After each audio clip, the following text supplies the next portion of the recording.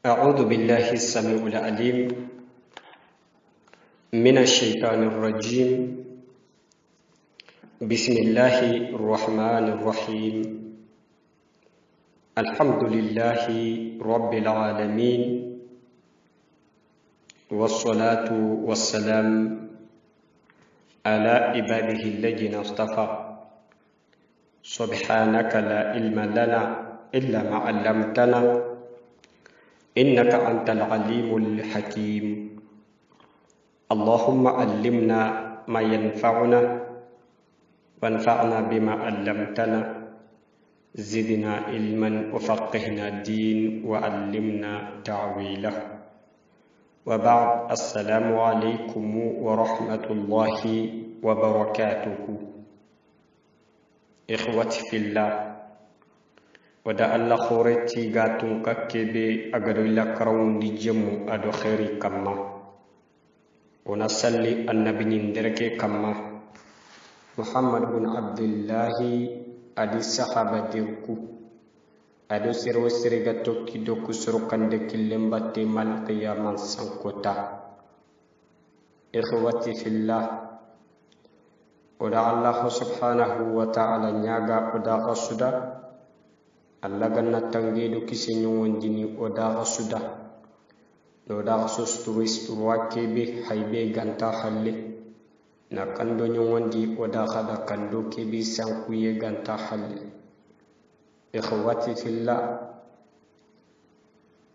akada khamare ñugonga do me shaykhuna tudo dambeli naxa sukuni naxa su khanta kunyin dendo khantan dendangiyem palle akhinu fillah wa avril qasondi le 25 avril 2021 kebe gani ramadan kiya lenke kirwa hukuma kha atam mundo sikonya. Akhinu fillah, nabillahi yusuf alayhi salatu wassalam oda qishakiyana domi. Akhinu fillah, oga takhura khaybe ke takhura kundu kenni odanga takhura khanyerundinya. Nabillahi yusufu alayhi salatu wassalam wati okapallencire ado yakhallencire ayanti hammin taghuti nabillahi yusufu qissa Allah gana sumu khasan ko yoy jemu do khairi kamma do haqila taghe ona nabillahi yusuf qissa ona sura ke tafsir kelli Allah gana ayuru yedo a haqila taghe nyo odade insha Allah ta'ala oga haqilenga di sura ke ona dingine honne aga gemu suqasonga falillahi alhamdu. Aga nanya gama gemu har sumu qasonga insha Allah moga la sura ke timmandi te Allah subhanahu wa ta'ala dunye kebre nabillahi yusuf alayhi salatu wassalam oti kayfare muhammad sallallahu alayhi wa sallam birenga kotonga tuse sunu kotonga yanka akamma miga khilli aman huzn sina koto suna koton chine ayegani hijriyan sina tamundinga. Nabillahi yusufu hinunga koto fareke kamma muhammad sallallahu alaihi wasallam Allah kore kati nabillahi yusufu wa ti annabi nyimmen nan takhassi ti nabillahi yusuf wi example nyani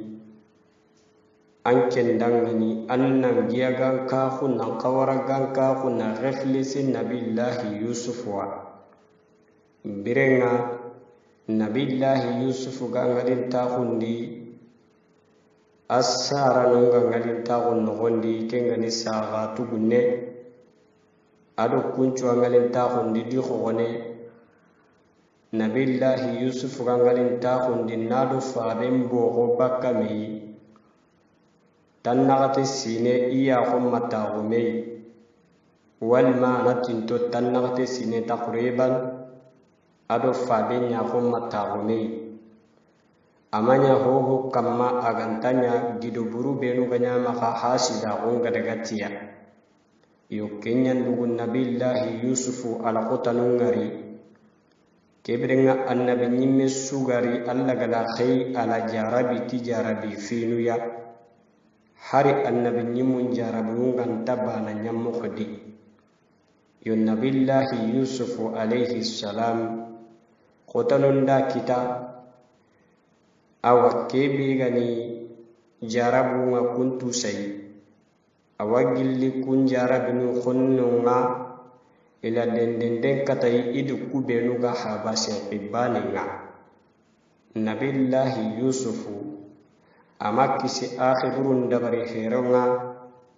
ka akhirun da mindi khoren yetu nabillahi yusuf wa Allah ho subhanahu wa ta'ala gala sirebe taga ti khairinga anga makin kontrungara anga makin ngara anyi mello no problem mun nogondi nabillahi yusuf akhinu ikunda dabari heren katu jankan nabillahi yusufu akhirin nimerono kenyan gondi nabillahi yusufu arosoron tananu kittendi miga nabillahi yusufu ragana kunda yebe na qobo qarsunui nabillahi yusufu nallo sortanu kittundi ma yaharunga jarabi ni tay anyada ngani jarabi hu qotenu yo kebrenga alla walin haykey kenga korne katto kubenu ga qissan tirinkana na koinanti annabi nimme suka dangi ajarabi to hoy qoy allah subhanahu wa ta'ala ga kembangan do dangani agati lanabluwannakum bishay'in min al-khawfi wal-ju' daga nama ayan lagarenga ati wa bashiris sabirin mingala aha jarabiti foyle manui igo khallenna nya kanuyenga anay go jarabiti dulle anay go jarabiti nabrun kasaro anay go jarabiti sahambalahu kakisu ko humantenga wa bashiris sabirin sabarun ciri yemmu anne nimi suwasa yo kebrenga annabi nyumunga balaw kita alla gali jarabiti finunga okuna mani konno kun karanga nabillahi yusufu alla gala ku finu tusai ala koy annabi nyimmeke anan kore katti nabillahi yusufu anan gogo tindi anyana sabui agatta kasini birenga kota horo ngala annabi nyimmeke kita alla lahi example nya koyne yusufu sarake agaho tuwanunta agaho example nyani alla galahi ina annabi nyimmeke buttumora atawawa sinandati yusuf wa akhirun gala kibi dabari heren katay anke nyimme bi khagani awasanda ngani kete annan dun karandi tan da'wanga annam makha ille dam palle qotasu anga nogondi annatu nogo enyallini ahalle fa inna ma'al usri yusra inna ma'al usri yusra kota yemme sugalo annatu ken kota dangen palle no hilli allini ahalle yo kebrenga nabillahi yusuf la kota no kita ka kota ke hallerinya tumayna annabi nimme ke bi khagani ken ngati be alla ga example ko ayi aga konsantere ni dulu koto nan kontine do i kamanya amaru ari no hoy kita o ko khari ken palle khadi o ga ken no hay ngoni yo kebere ngo kaga beranta o ken ngondi ya honno gondo kota nunga kitana no gondi me gol nyalle ma ko kota nunga kitana no gondi duna dum bire ni me kota nunga kitana no gondi serem ma hay jikkem bugi kaman qore alla di anga da tanangani agama karsin konto kinyanga anasundung karo kinyanga anani akamallantan pajuke jarna kornan takasi onam mir kebirenga akhi buruku igala min dunyetu nalikati habenga nanti o haba mannanda anganta sakokui o khogonanneke kamma tahamanteke o sigi kenya kamma iyo wana kore kate hari hatampanci gebe gamanya nukundi na sabunya odangi tahanake na tafsirun dabari anukundi kata kuda diga mengir muhonna gemu ona daga muhon kita sehoma keberengiti bada a'udzu billahi minash shaitanir rajim qalu ya abana ma laka la ta'manna sorokuti inyam pallena mahajjemu min dibren kamma waray buren kamma irikati habenge to haba mannan danganta sakoyide ala yusufu kamma wa inna lahu lanasihun o ko khana khonan ne kedanga nugdun kullu ay arsilhu ma'ana khadan o ga kire mulla andanga anna wardo khumbane yarta ana yala tenu ku inongani wa yal'ab ana sanga tenu manongani wa inna lahu oku okhonan ne keda de la hafizun uhaba makhajoti wana kuroshin dane okunu khone ke kuroshin dane de qal alla annabi nimme yahu ati inni la yahzunni kebe atike inni kede la yahzununi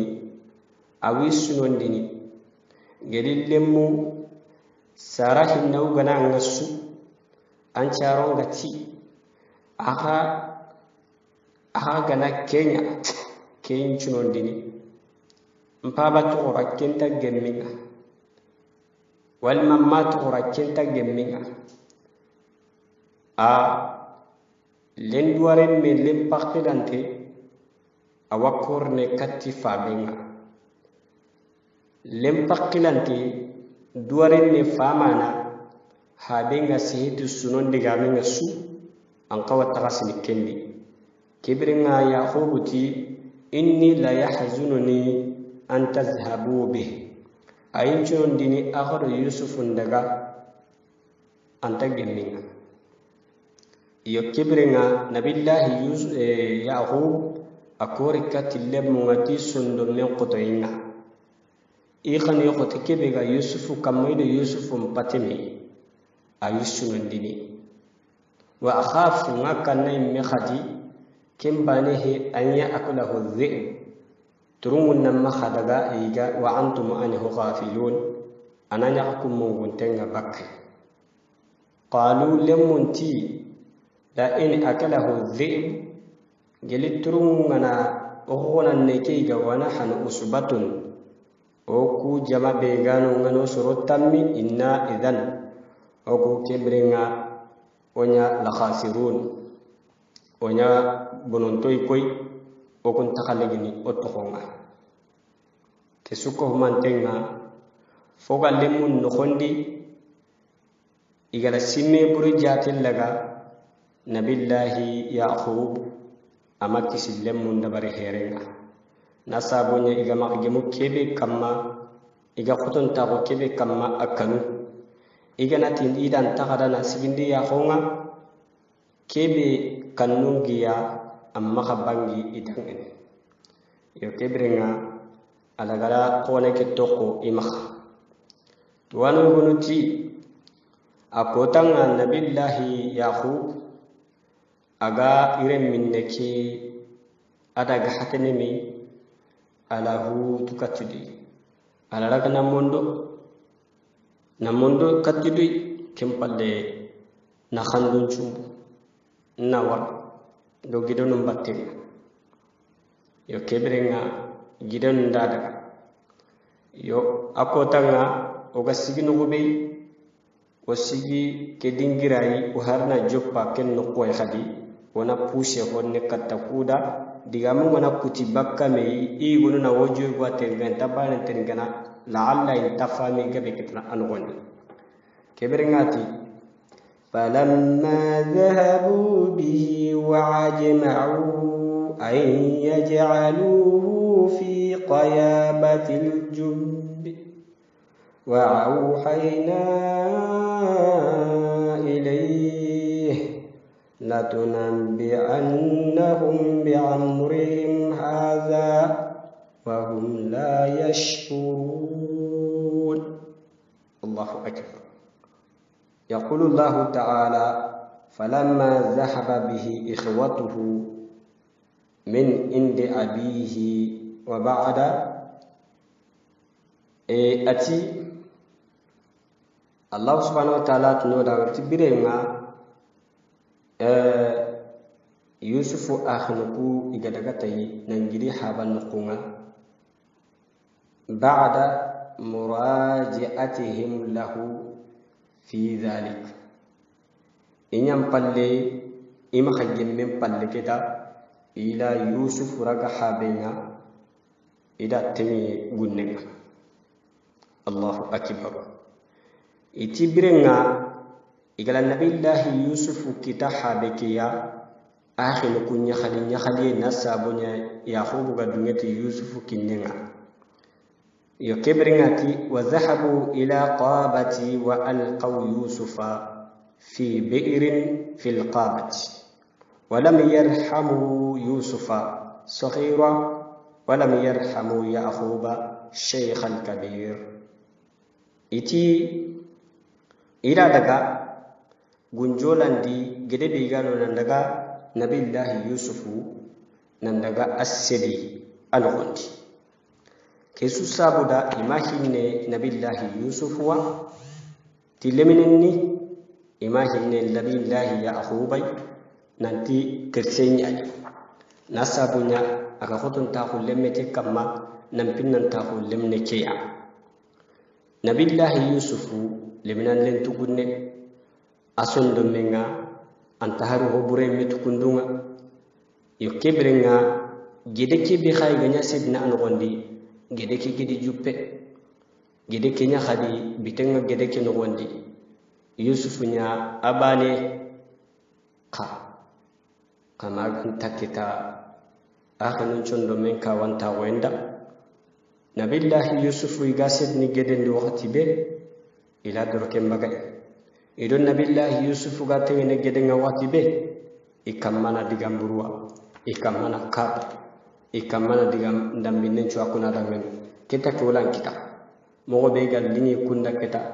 ya kamana kinko nabillahi Yusufu da idan ke khona ne Allahu akbar kesu ko mantenga hinna umaro akhinin chondo benga Allahu akbar inyam pallina doroke mbagay igala khoro tina sedi geden nogondi agana mali gidebe kenna korboti bakkatu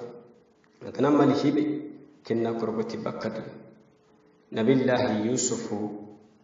ala hinnen digamen ko katti igidani nam mogon ta gon digamen ko katti gidani Allahu akbar man ya haga ke golle nyani ki ike gidanu ana khay Allahu akbar kesu sabuda kempin nawmudu atugunna ko ci sabuda ahin nawmudu Allahu akbar kebrenga igala sedi gedendi Allah subhanahu wa ta'ala gide kay yankante gide ke no gondi tuwanu nda digan kalte nu gaben ko an gondi hoti adaga gemu gidin penani hoti ayi gela kunu benu ga karanga ayan kante adaga gemu kenye hoti aga jike no gondi gundu honu benu ga no gondi kunyi guna mungema ado hoyin naga igono kati jike miya gede ke jike aga bishti yo kibrenga ayan kagi dendi digame de demaga okubange ila yankandi gede no gondi kenya mo wadi ayan kaym palle gedendi ولكن الله بشر يوسف وقال له لا تحزن ولا تخف إن الله معك وسيكون لك شأن. كما قال الله سبحانه وتعالى على يوسف عليه السلام على نمسو وسا تي آخر كوبين ولا كينيانا أن ينقيم بالله كده مخصنو ده مخكلو ده إكي الله وكهنانا إكي الله وكهنانا ما كي جد سيدي غنيان كندانغاني فينشانيا الله ما أغنيان كندا هنشاني كيناتي أوحينا إليه وران دكتي يوسفي تمخا كنو أما خجوتي إكي الله كهنانا كما غنيان كي جد سيدي دي أندا هنشاني بغرق هو خوري يكون ما من دنيا تتانغا بانكرين ينكين ويمين أنكرين بكاكين هينم بالله يكون يمخيرين بكاكين وقت يدين توندي أتي لا تنبئنهم بأمرهم هذا مانغري إخباري تيدانكي قولي كندو وهم لا يشعرون أي كنت حرب بكاكين قلي انتحر سبني مغني الله أكبر يكبرنا أتي وقوله وأوحينا إليك لتنبئنهم بأمرهم هذا وهم لا يشكرون. يقول تعالى ذاكرا لطفه ورحمته وآئدته ثم إنزاله اليسر في حال الأسر. كبرناتي الله سبحانه وتعالى سمن داني يوسف دا أرام غمغين دا فينينا يوسف دانغني أدو نهوين ينقيم بالي برين يقطون على رغنا ميمي أنه أوحى إلى يوسف نتيجة وران دكت النبي الله يوسف في ذلك الحال الضيق كين الحالة سقنت كين الحالة ليخنت أوران دكتي ناسون دومين قنبي ناسون دومين شباتيني نانتي إنك لا تحزن مما أنت فيه مخصلو مخكلو أنك كيبي نخوندي مخصلو تيدي مخكلو الله سبحانه وتعالى سندومك تاغندي na kwe nanti ampai palaske bi makasunu makakanu fa inna laka min dhalika farjan wa makhrajan hasanan ampai kinu kubede wallahi maganya andangani farajan wasiya wa makhrajan ado buguraki hasana buguraki postre wa sayansuruka Allah alayhi malagala anyida nandema ahin kukama Allahu akbar mahalla gala ngurugi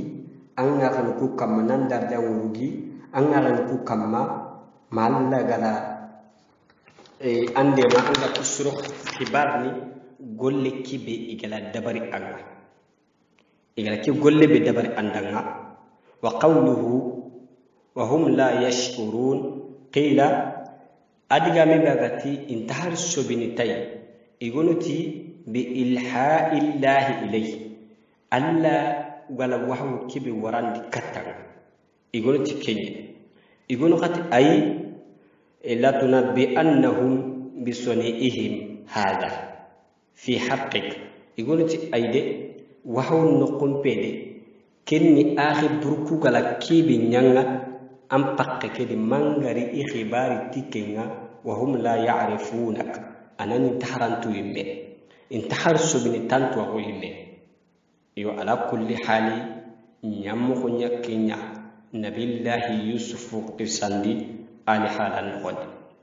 كم بالي أخي برو نيام بالي نمين دندو دندن دي برين كتو تي نبي الله يوسف ونتي كمبرنا أمام يأخو iri yaquba jonti iti kempalle Allah subhanahu wa ta'ala awiya halam bangandino odangani khibarin dai igadu tugge hibe kamma igala gollu buri beddabari inyam pallina nabillahi yusufu na seli geden juppen no khondi iga sagi katti habenga kattu urum bitamin ni manye qur'an ngadi bitengadi bitam manga isagi katti habai itiman waja'u abahum isha'an yabkun Allahu akbar kebiringa akhiburku iri katti fabaya katti nyahama wakati nga huturum binam manga iwun tollo kanno kondi igonuti kisangumo igonuti mamufassirina igonuti geli yaqubu ga kompendi walma geli agata woni takhuragenga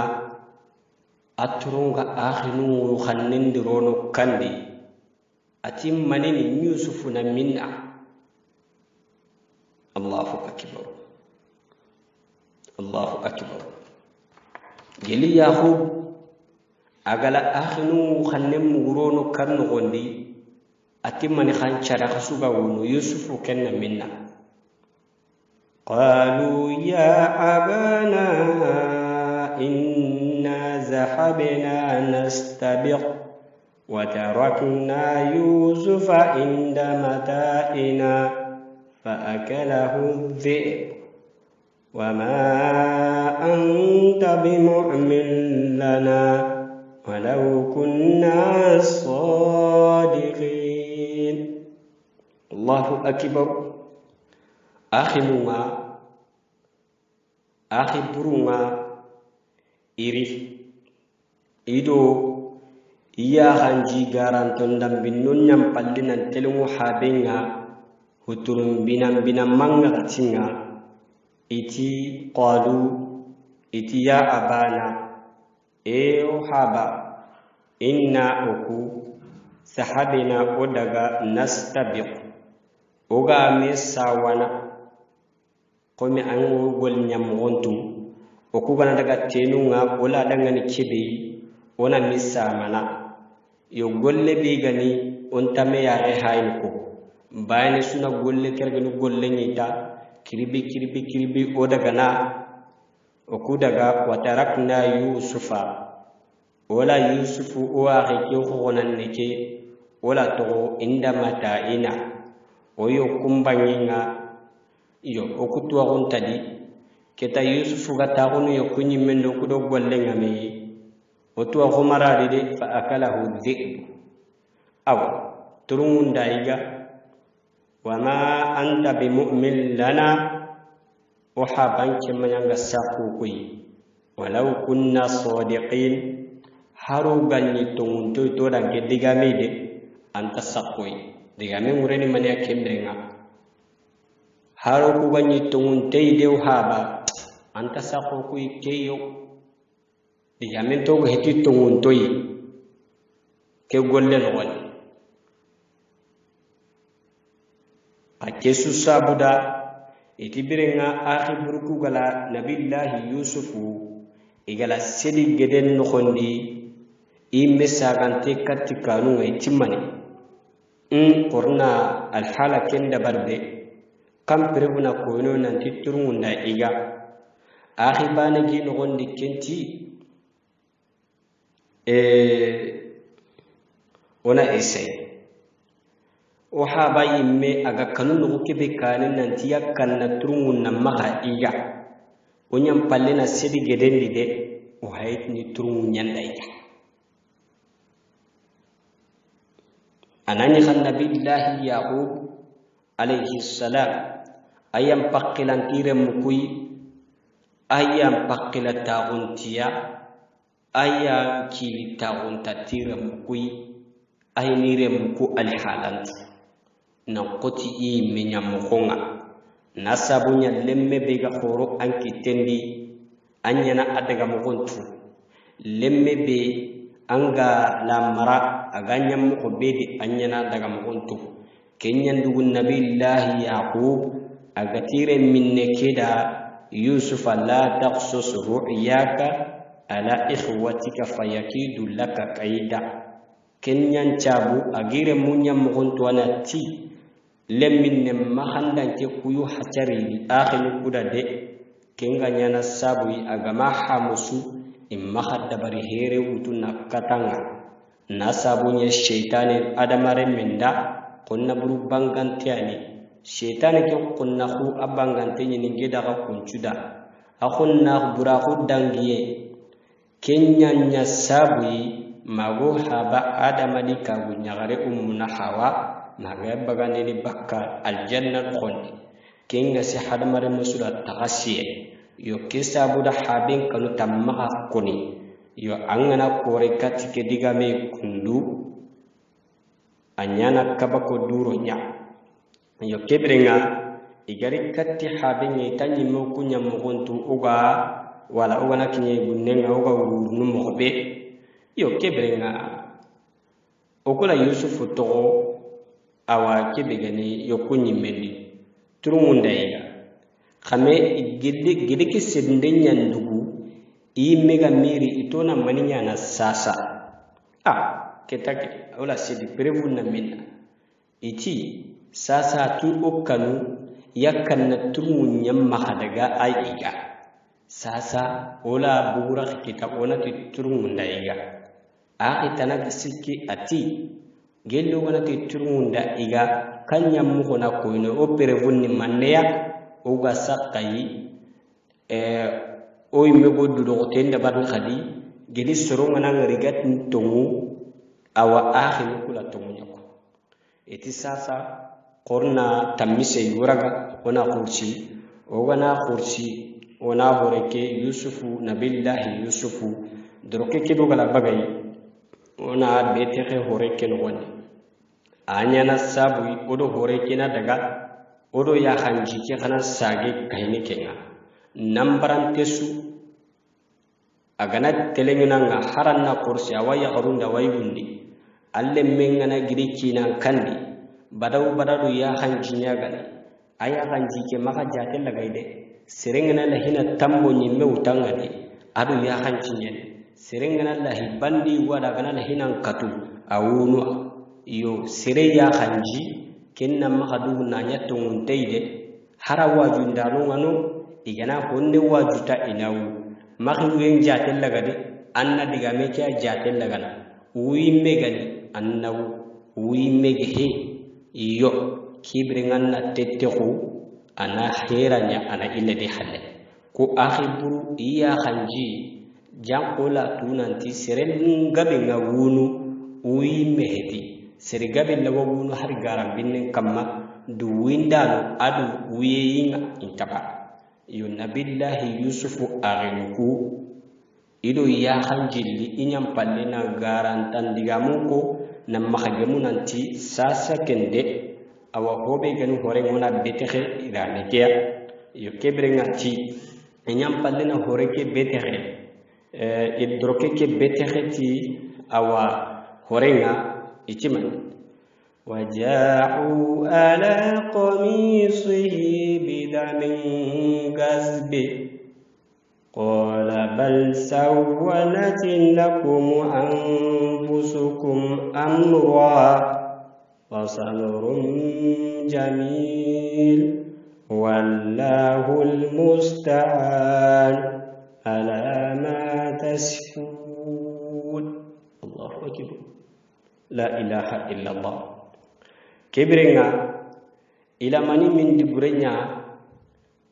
إتي أغنوا وجاءوا على قميصه إري أوا إن يمبليدو يا خنجيكي غريكتي حادينا إري أوا دروكي كما بدم كذب غاوان تامبوري إلى فورين يرغا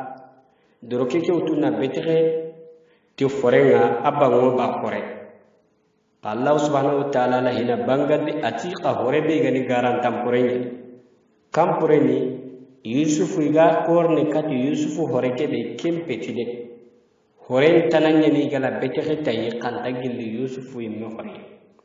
yo kibringa wandi diga me angana tanna khenche angana tuwotu anta kamanyi me bak Allah wasire yugo diga mum pay manna tuwana iga diga mum pay nan dunya ko anke nyene kintuwana wal masire ni masalan ko anke na daga taku nugutana anna kusa masala ke girndi anyi me anta kusanat ninda mugu kati hulani Allah anta aken diga messa gandi ni koy agbu kebera qendi jamais Allah tay yo kebrenga habengala diga me kebe koni I khagala waraye be wutu wandi diga me beba yo kusala ke ngare ya wutu yo kebrenga nabillahi yusufu irariyem palle nantu ido hore kiriyem palle mona tido droki kiriyem palle irikati habinga horenga droki ki bango bay kala ti garantam horenya ni iga korne katti hore be ti yusufu hore heti qal habinga itala drokel laga alabu bakkame drokem bangi ba hore dorkem bange ba hore habengala dorkem bu bakkame di ati aske kakela gabura hinne ne koy keturnya hinne ne koy ali rem minne ga ali yusufu kambu anani harna dorkem bo keturnya hinne no koy ni Yusuf raga hada maren min timmante na kellaga na kambu na drokem bagay drokem maboge hembengen ta drokem bangu ba ka hore keturunga hinne no koy Allahu akbar kake masahu ke digami ke kundu turungen na adamaren menyiga ho mangari ken no gonde morso sumangari abangu ba hore drokem mabo hembengen ta drokenga keni turunge ko aga hinne de awa hinne no koy qal kempallati bal madunge ti turunge nyigenga bal sawwalat lakum anfusukum amra tem basigito nguma ke fami aga sondo munyen daga taga ci figo ya ka turnge ken diga menke ken petimene Allahu akbar fa sabrun jamil la ilaha illa Allah kibringa igo wasinga nabillahi yaqub sunonda kita aga kanu kebe kale amaki sai koy nabillahi yaqub sunoka hu sunonga akhirunda simma yusufu kalle kidabari here wutte nabillahi yusufu kamma kinya nyana sabu yakum babaga akhana antan kanna kete huwa hakkan wa khunna khoyenga nasabu nya hakala hinde guver natunan tiyaga kore katti turungebe kenyi ni seran turungu nyai cenga halle turungin na lemminne nyiga morso mangar kemda kenna sage khadi turunge ma adro kembo keni turunge aga hinne no koy kebe gara muri ko mesu kamma kenni sabaru nyai bawna Allah subhanahu wa ta'ala nyam palle aga kore katoy nanti mi gala ujara bitu holle manu diga men lagaringati wa bashiris sabirin anna sabarin kiriyemmunga anni inni suwasa yo kesa bodangani akhi subadi anna miri annan tagasi yo kebringa geli problemu ganan kita janka ho hanabe ga muri ko memmaha kinni sabare nyam mo haram parenye nasabunya nabillahi yaqub ati fasabrun jamil sabari sire ngakke murnu kamammaha aganna kinyo wondini dangani wallahul musta'an alla ni de mandan alama tasifun aga kebe kono aga ma kebe kono ti irem minne kel turungunda iga imasakhay aqibar kinga ama gason do mun dakati hiya ni sufu khibaren kay kembeti turunga khibariya ntaya ga khoni tay kanga alla terinkana gana hinun dum karadi akhinu tuwanon ti kebe gani fasida hunga atahun tinna fondation sikki yakama hada mare munju ilan kuppe de kenya no kondi aya gani qala shaykh al-islam ibn taymiyyah shaykh al-islam ibn taymiyyah ti kebe gani hasida kullaslinga ala hinu sikki yakama osu ilan kuppe de kenya no kondi hana onati junubul lasili ala hinu sikki yakama junubul lasili hinu sikki hana hasida ko afillandi du khoron taako asikandi nugle min taako hada maren mi angana hay katti kisu ko mantenga kudo hada maren mi ngamakki si junubu ngade ku fondation sikki obreni yakama suwa hasida ko kenga akhinu do men kha walima du khore anna kempo gabenini yakhrun karanya mo sir anga ni miskino ka karanga lam kunton kara du khore kenyidi adun nugle min tawo al hirs nugle min tawo anga kenyini yonkin sahanton nokunga 2000 rona kenya wutu harsa anta urbana sak harsa na murnu kapai ken nugle min tawo sabuda sere go vero nga mahane awakhani ni nam vero kiraga ngana kayde ni vero ki akhinu yo nabillahi yusuf dan kuremu junubu be ga sadi ikamma sondumbura ko be ga dagatiya kenya hasida ko nyeko allahu akbar yo kibringa akhinu ona siga khadaire alla dungen kamma mo ga ille korne katti ayo ke ya faida no be no gadi ko me hada mare ma kun karanga ona risehe kun kamma waqti rin insha Allah ta'ala onati wa ma tawfiqu illa billah